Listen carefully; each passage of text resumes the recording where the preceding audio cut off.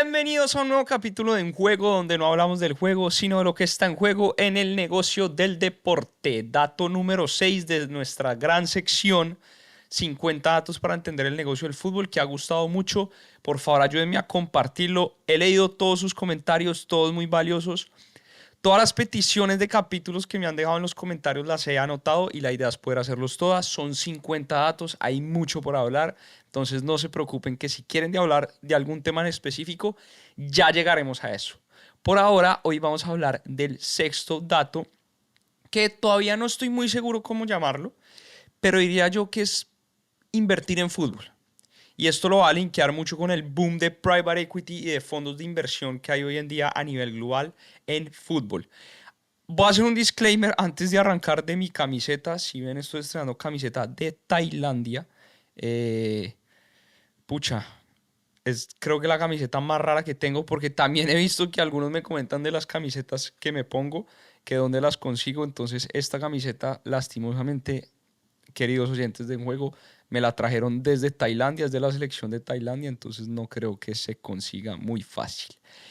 ¿Y por qué les estoy hablando de mi camiseta? Porque, como hemos hablado, el fútbol es una industria cada vez más global, cada vez vemos más fondos de capital privado o private equity, como lo llaman acá en Estados Unidos, comprando e invirtiendo el deporte. Y hoy vamos a hablar de esto, este es nuestro dato número 6. Pero hablemos un poquito de historia primero. En los años de los 80, digamos que nacen los private equity, lo que se conoce como fondos de capital privado. Sin embargo, los deportes no eran considerados un activo de inversión atractivo para estos fondos de capital privado. Por ejemplo, les dejo un dato muy diciente. En 1980, un empresario compra los Oakland A's, que es el equipo de Moneyball, si se han visto la película, y lo compra por cerca de 13 millones de dólares.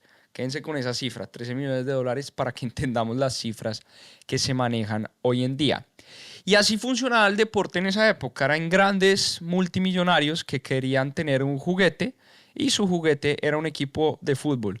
Fue lo que pasó, por ejemplo, con los Dallas Cowboys, que Dallas Cowboys es, hagan de cuenta, el Real Madrid de fútbol americano, es el equipo más grande de fútbol americano, que su dueño es un empresario que se llama Jerry Jones. Y Jerry Jones compra a los Dallas Cowboys en 1989 por 140 millones de dólares. En esa época eran grandes multimillonarios comprando equipos porque pues querían tener su juguete y pues digamos que era manejado un poco así. Hay un auge de la industria de private equity en el mundo, que es en los años 90. Cada vez crecían y crecían más estos fondos de inversión, sobre todo acá en Estados Unidos. Sin embargo, el deporte seguía sin ser un activo atractivo para estos fondos. Solo fue en el año 2005, o sea, estamos hablando de algo que no tiene ni siquiera 20 años, donde se hace la primera oferta de un private equity hacia un activo deportivo. Fue un private equity estadounidense que se llama Bain Capital Private Equity, donde hace una oferta de 4 billion o 4 mil millones de dólares para comprar todas las franquicias de los equipos de la NHL, que es la liga de hockey en Estados Unidos. Esta es la primera oferta que se hace en el mundo del deporte, de un private equity hacia un activo deportivo, oferta que finalmente fue rechazada, no se ejecutó. Entonces, esta no ha sido la primera compra de un private equity en deporte, esta solo llegó a ser la primera oferta. Y solo en 2006 se documenta la primera compra de un private equity en deporte. ¿Cuál fue esta compra? Son 3 fondos estadounidenses que se llaman Colony Capital, Butler Capital y Morgan Stanley. Adquieren una participación del Paris Saint-Germain. En 2006 se da la primera compra de fondos hacia un equipo deportivo. Equipo que después todos sabemos que fue vendido por estos estadounidenses hasta el fondo, pues se lo vendieron al fondo soberano catarí. Desde ese entonces, en la década de 2010, se registraron más o menos 9 inversiones en equipos europeos por parte de private equity. Entonces empieza en 2006 y después hay un auge de compra de equipos de fútbol, sobre todo por parte de estos fondos a nivel global. ¿Qué pasa? Que las ligas deportivas estadounidenses, y pues digamos solo para poner en contexto, porque aquí la idea es hablar solamente de fútbol en esta sección, las ligas estadounidenses empiezan a cambiar sus regulaciones y empiezan a dejar permitir que fondos de este estilo empiecen a invertir en los equipos. Entonces, hoy en día, y digamos lo más reciente, que esto es el año pasado, la NFL aprobó que hasta un 10% un private equity puede invertir en un equipo de la NFL.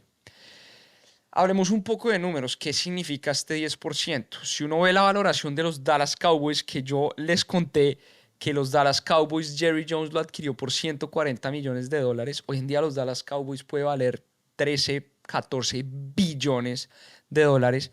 Estamos hablando de cifras de que si un private equity puede invertir el 10%, estamos hablando de cifras de más del billón de dólares. Si un private equity hoy en Estados Unidos quiere comprar un equipo de la NFL como los Dallas Cowboys, podría comprar hasta cerca de 1.3, 1.4 billones de dólares. Entonces estamos hablando que esto puede cambiar toda la industria del deporte en Estados Unidos, porque imagínense ustedes tener un equipo y el día de mañana tener una inyección de capital de 1.3 billones, digamos, en todo lo que se podría invertir.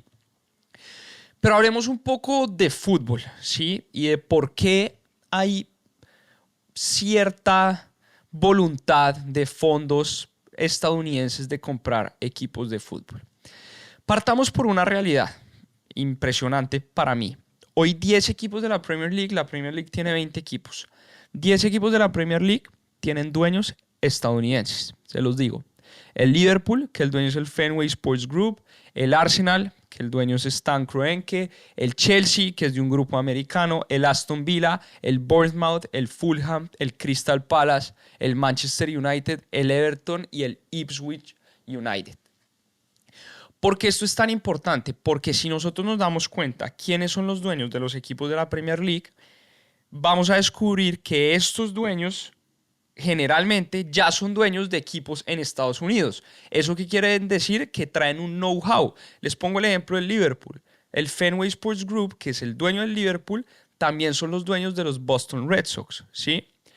O miremos, por ejemplo, el caso del Chelsea. Los dueños del Chelsea también son dueños de los Dodgers, que es un equipo muy importante de béisbol en Estados Unidos. Son dueños de los Lakers, ¿sí? Entonces ya traen un know-how al Chelsea, que de hecho se ve pues muy, muy marcado. Lo mismo pasa con el Arsenal, lo mismo pasa con el Aston Villa. Todos los dueños de estos equipos ya son dueños de algunos equipos en Estados Unidos. ¿Por qué se da este fenómeno? ¿Sí? Y la gran pregunta es, oiga, ¿por qué un grupo norteamericano, fondo de inversión, quisiera invertir en un equipo de fútbol? ¿Qué están viendo? Y la respuesta es muy sencilla. Digamos que acá no hay que hacer cálculos financieros muy locos. Hay una premisa y es que el fútbol no está generando lo que debería generar. Si uno coge los equipos más rentables de la NFL, ¿sí? Hace toda la lista y llega al último equipo, que son los Buffalo Bills. Estamos hablando de rentabilidad, ¿sí? Lo que genera. Nos damos cuenta que el equipo menos rentable de la NFL, que son los Buffalo Bills, genera más o menos en utilidad 65 millones de dólares.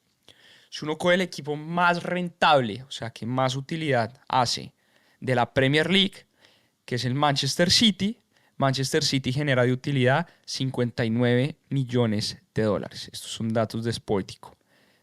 ¿Esto qué nos quiere decir? Que el equipo menos rentable de la NFL sería el equipo más rentable de la Premier League, que es la liga más grande del mundo y la liga más vista del mundo. Entonces, los gringos, en medio de su practicidad, dicen, oiga, acá hay algo que está mal.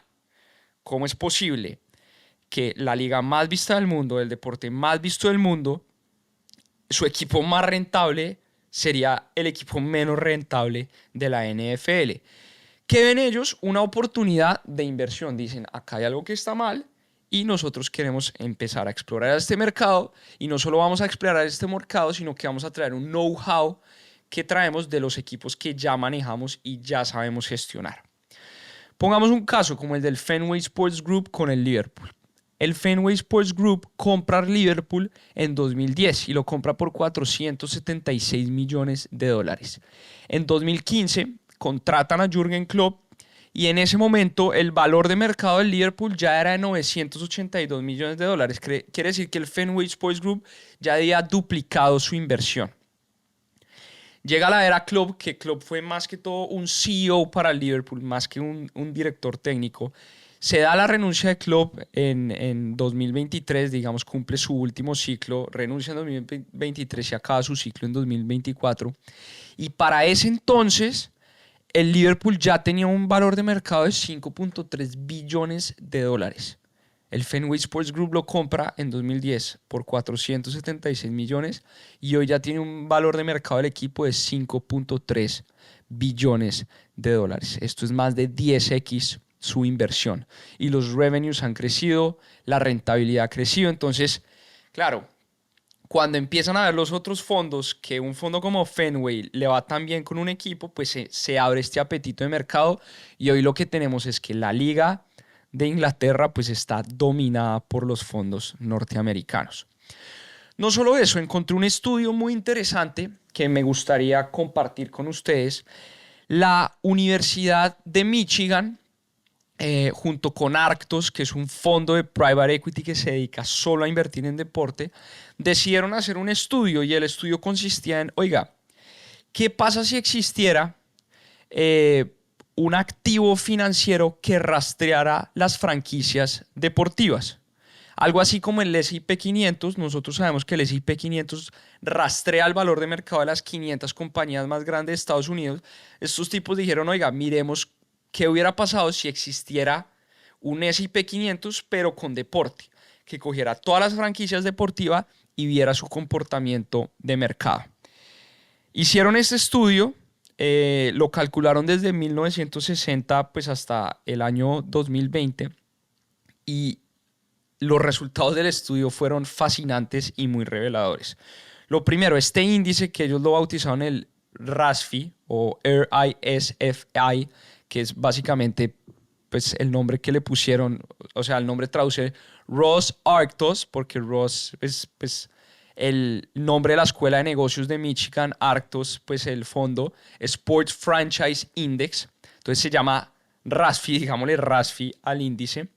Se dieron cuenta que este índice, desde 1960 hasta el 2020, hubiera tenido mejor rendimiento que el S&P 500, ¿sí? El S&P 500 más o menos ha tenido un rendimiento histórico del 10.3 desde 1960 hasta 2020.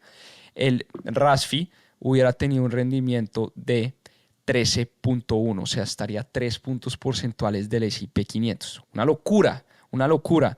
Esto sería más que el oro, por supuesto, mucho más que la inflación, más que los bonos del Tesoro americano, más que el S&P 500. Pero no solamente eso, no solamente se dieron cuenta que tenía mejor rendimiento, sino que no tenía correlación con los otros activos.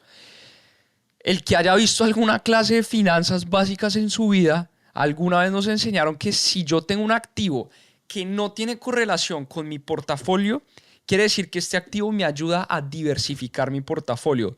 Porque pongamos un ejemplo, si el S&P 500 baja y mi activo no está correlacionado con el S&P 500, no necesariamente quiere decir que mi activo va a bajar. Entonces, no solo rinde más que el S&P 500, sino que no está correlacionado, por lo tanto me ayuda a diversificar mi portafolio. Y no solamente eso, la tercera conclusión que llegaron es que rastrearon el comportamiento de este índice a lo largo de las diferentes crisis pues, financieras que ha tenido la humanidad y se dieron cuenta que este activo también es resistente a las crisis. Si uno lo compara, por ejemplo, con la crisis del estallido de la burbuja inmobiliaria y la caída de los grandes bancos en Estados Unidos, este índice no hubiera caído tanto, tiene pues una caída mucho menor a otras acciones. Entonces este activo tiene mejor rendimiento, diversifica el portafolio y es resistente a las crisis y hace todo el sentido del mundo porque, por ejemplo, piensa en una crisis como la de la pandemia, donde pues caen todas las bolsas a nivel mundial.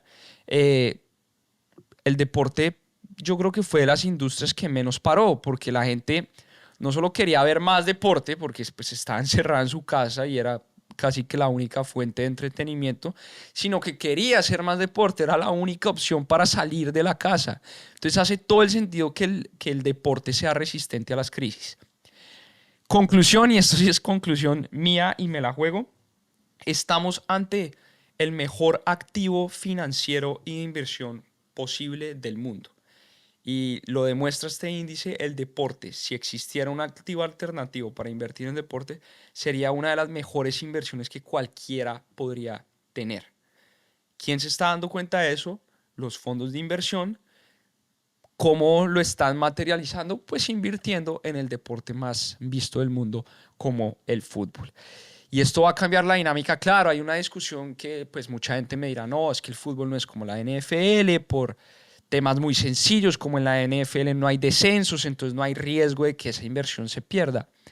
Sí, es verdad, pero igual así creo que no justifica de que por un tema de descensos o por un tema de formato de campeonato no justifica que igual el equipo más rentable de la Premier League fuera el menos rentable de la NFL. Entonces, ¿qué están haciendo los fondos americanos? Oiga, ya sabemos cómo hacer plata en Estados Unidos con los equipos. Ahora vámonos al deporte rey, al deporte más popular del mundo y tratemos de implementar ciertas estrategias que ya sabemos en este deporte.